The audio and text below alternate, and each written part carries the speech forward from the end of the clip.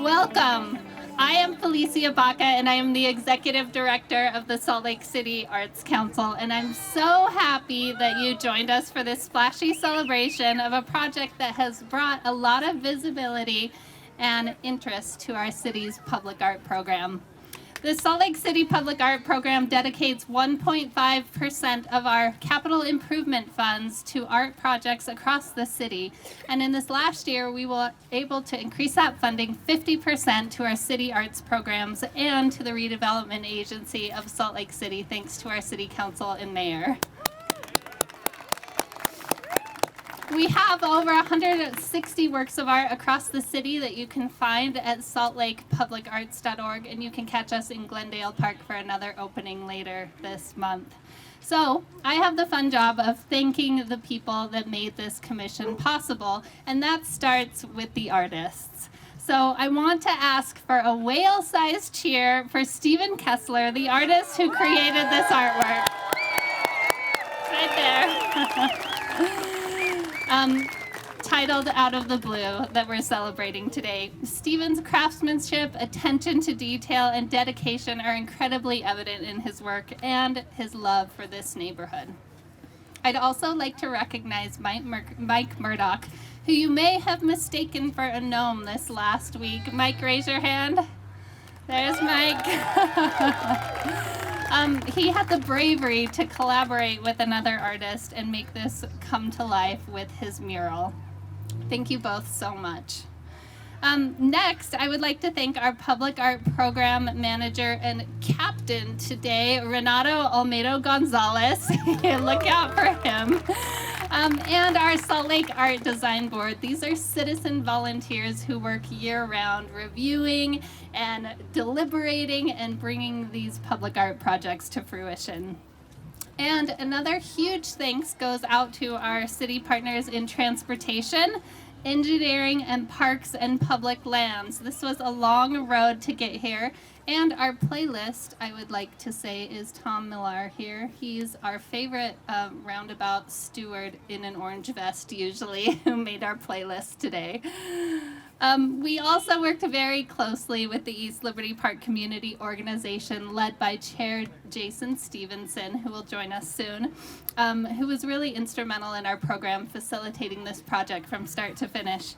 And again, we have so much gratitude to our City Council and Mayor's Office, who believe in the power of public art to make our neighborhoods better places. And lastly, our friends at Cafe Espresso, who are hosting today.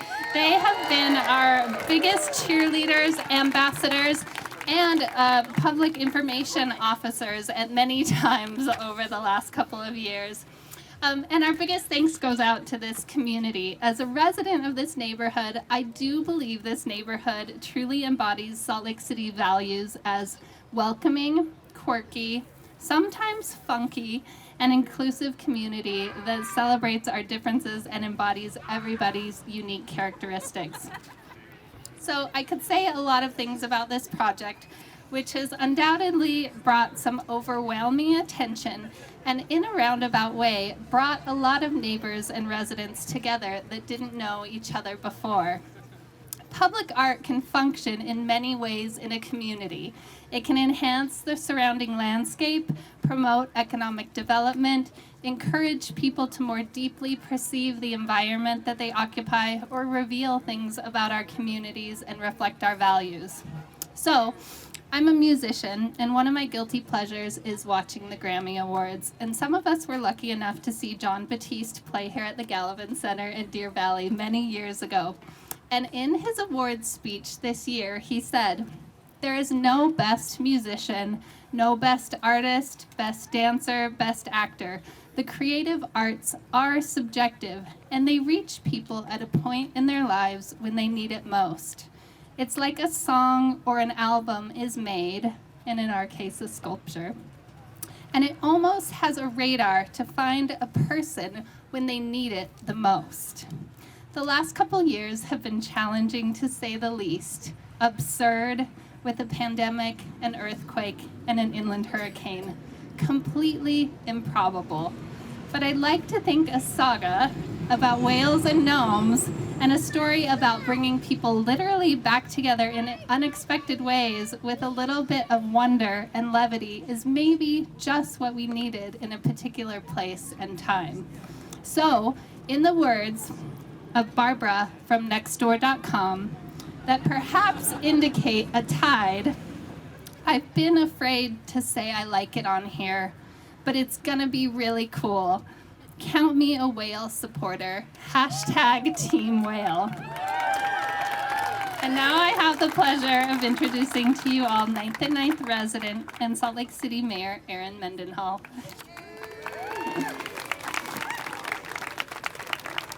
Thanks, Lex.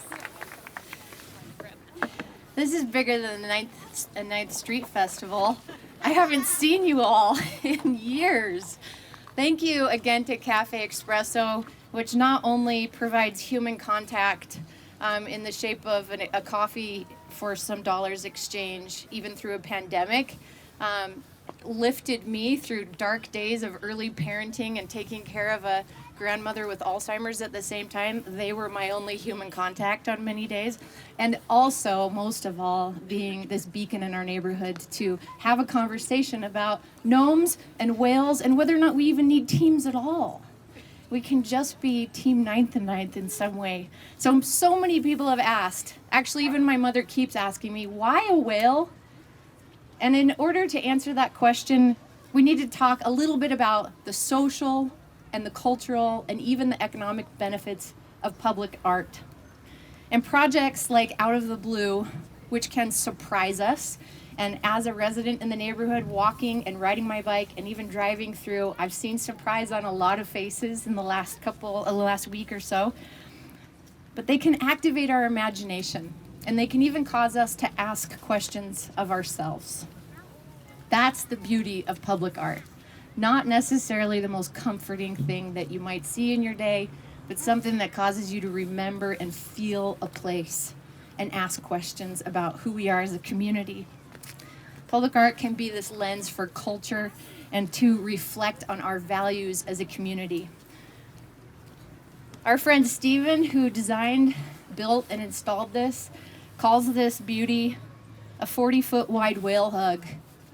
And as you drive up or down 900 South, I hope you think of it as this loving, welcoming gesture to our neighborhood that for people like Mike, like Stephen, like myself, and I hope like all of you, choose this area in this incredible city because maybe as a teenager you found it for the first time and you came to Coffee Garden when it used to be on the north side of the street and you thought, this is a place that I resonate and where I feel accepted and where I want to hang out so much that I'm going to rent a basement apartment as a teenager, which I did a couple blocks from here and then never really left. 9th and 9th is unexpected. It's out of the blue.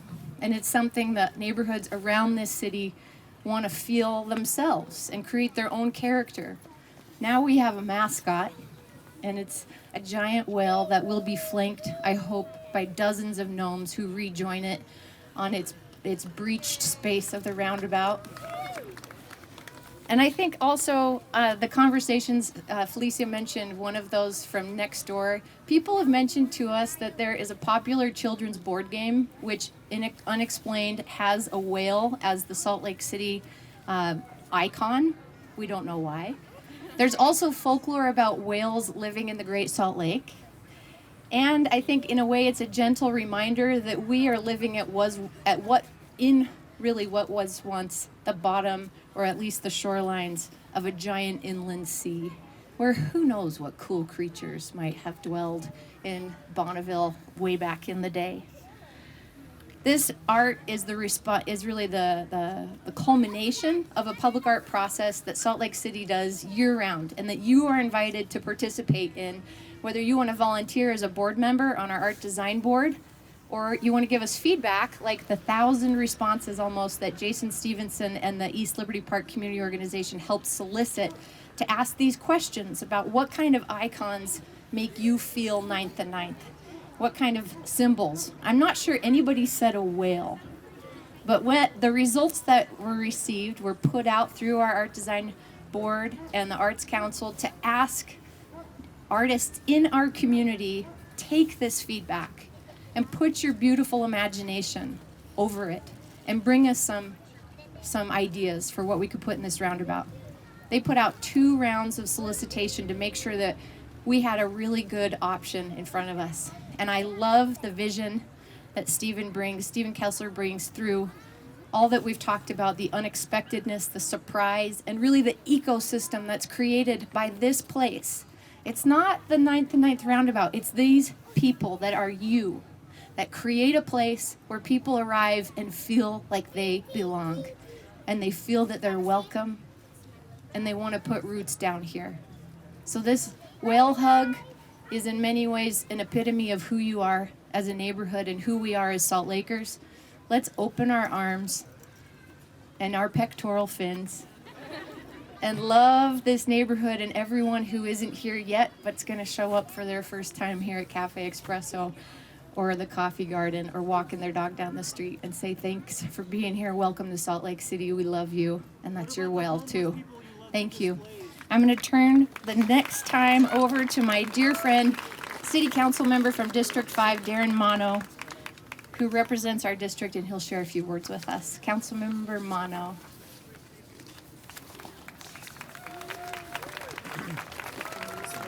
Oh, perfect. Good evening, everybody. Thank you so much for coming here. This is exciting. This is maybe the biggest press conference I've spoken at yet, and I'm so excited that everyone is excited about this new addition to our neighborhood. But I hate speaking after Mayor Mendenhall. It's there's no worse position than speaking after her. But thank you for your words, and thank you for telling us about the genesis and the commission process. I last year went through an election year, and of all the controversial issues that I had to talk about, the one that I felt like I couldn't actually tell people my true feelings on was Team Gnome or Team Whale. It came up quite a bit at doorsteps, but I feel safe enough here to tell you all that I've been Team Whale all along. I think this is such an exciting, beautiful piece in addition to this neighborhood that is as unexpected and as out of place as it is perfectly fitting here. So I'm excited to be here and to speak with you. And I get the privilege of telling you about another piece of art that is also inside of the roundabout, but you cannot see it. And that is a piece of art that was created by a team of elementary school students at Bachman Elementary. So right inside of the body of Out of the Blue, there is a time capsule. Benyon Elementary is 2nd and 3rd grade students created. And it's intended to exist inside Out of the Blue for as long as the sculpture is there. But if and when that time capsule is ever opened, it'll be our community's children who tell the story of who we are and what Out of the Blue is all about, which is inclusion, acceptance, and friendship. These 2nd and 3rd grade students were given a prompt: how a whale found its place in a world of gnomes. So using their imaginations, the students sketched out their artwork on paper, and many of them drew whales, gnomes, sometimes both, but they also drew the worlds in which these whales and these creatures existed: oceans, garden beds, and islands, oftentimes looking a lot like the roundabout behind us. After creating their designs, they carved those into pieces of foam, and they rolled the foam in paint and pressed them onto the pieces of paper. So the final product was a unique artwork, which is now living inside of Out of the Blue. In total, 40 elementary school children of our community participated in this project. And these children are our city's future. They're our future leaders, and I hope that one or a few of them are future artists that will create the next public artwork of the next generation. We want to give a special thanks to the art educators over at Benyon Elementary who participated in this commemorative art project, creating the friendship that exists between the gnome and the whale. A big shout out especially to Paul Heath, or Mr. Paul as his students know him, the local art educator and public artist who led the project at Benyon Elementary. And our biggest thanks to the students themselves. We hope that every time you see this roundabout, you feel a sense of ownership and pride, knowing that an artwork you created lives inside of it. You should also feel very proud that the future Salt Lake City residents will learn about who we are today because of the story that you told through your art. Thank you for showing future inhabitants of Salt Lake City what a great place this is. And thank you all again for coming today to celebrate this with us. And I'm not sure who's next. And the next speaker will be Jason Stevenson, the former chair of East Liberty Park Community Organization. Hello, everyone. Hi, I'm Jason Stevenson. I'm the co-chair of the East Liberty Park Community Organization, also known as ELPCO. We are the local community council for this area. And I wanted to start by thanking everyone who's here today, because this public art, this neighborhood, this business district, ELPCO itself would not exist without this community, without the people, and without people showing up. So thank you for showing up. And thank you for the rain for not showing up, but please come later because we still need you, okay?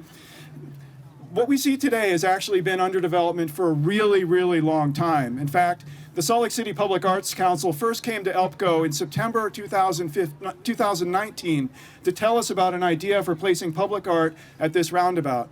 That's 2.5 years ago, or 1,000 years if you're using pandemic time. In 2020, the project advanced a little bit further, and ELPCO put together a survey for all of our residents to find out what kind of public art they wanted in our neighborhood. More than 100 people completed the survey, responding to questions like, list 3 words or phrases that will help these artists describe what the 9th and 9th community is like, or tell us what public art in Salt Lake City or around the world you like and want to tell the artists about.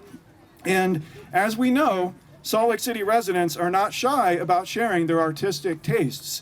And they contributed a huge volume of responses. I mean, some of the words they used to describe 9th and 9th are quaint, whimsical, shady, which I think has to do with trees, not with like being kind of, bad.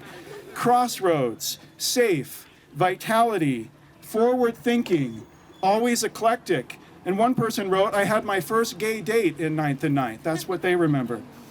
And residents highlighted examples of public art they liked, both here in Utah from the Sun Tunnels to the Millennium Park in Chicago where the Cloud Gate is, even to a small piece of art in Decorah, Iowa that someone really liked, and they even sent us a picture. People said that public art should be colorful, that it should be illuminated at night, and that it should be adaptable to the neighborhood and the community where it sits. So we sent all of these responses, 10 pages in total, to the artists that submitted ideas or were selected to submit ideas for this proposal, just trying to give them some sense of what this neighborhood was like. And of course, the artists that were selected already had deep ties to this neighborhood, so they were able to draw on their own experiences, Mike and Stephen having lived here and been here for a long time. And I wanted to say one more thing about 9th and 9th in public art, because ELPCO, our community council, recently launched a neighborhood boost grant to help residents with funding to do small projects in their neighborhood to make things better. And one of the 14 applications we received was to create historical plaques for the 9th and 9th Business District to show what was here before our time. And in researching the history of the 9th and 9th area, I've realized that this place has always been in transition. This place has always been surprising people with what it offers. Now here's an example. Did you know that a few decades ago, there was a waterbed store called Stone Balloon Waterbeds, located where Center City Yoga is right now? And that there was an organic market called Nature's Way, where the Children's Hour is. And next door was an English fish and chips shop. And next door to that was a Schwinn bicycle shop and a record store, and it just goes on, all the interesting places that were here. In fact, the person who came up with the term 9th and 9th, Linda Huntington, opened Mother's Earth's Things in 1970 right at the intersection. Her store, which sold handmade jewelry and clothing, just think lots and lots of bell-bottoms, okay, because of the 1970s, ushered in a wave of alternative shops to this area. Some of them had names like Cosmic Aeroplane and the Human Design Shop. It was a really, really groovy place back in the 1970s, at least what I can tell. But now, all of those stores are gone. And most people don't even know that they were here, except people who have been here a long time. And we need metal plaques in 9th and 9th to tell us what was here as we wander through our own version of 9th and 9th. And now behind me, we have Out of the Blue, a new public art to represent both the past and the future of this neighborhood. Because like 9th and 9th, public art both endures and it adapts. 20 years from now, I'm not sure what this place is going to look like, what restaurants or businesses or who will even live here. But between now and then, this public art, this neighborhood, and this community that we're all here today are going to do our best to make it something that we're proud of, because that's what really counts. So thanks for being here, and I think now we're going to go dedicate some public art.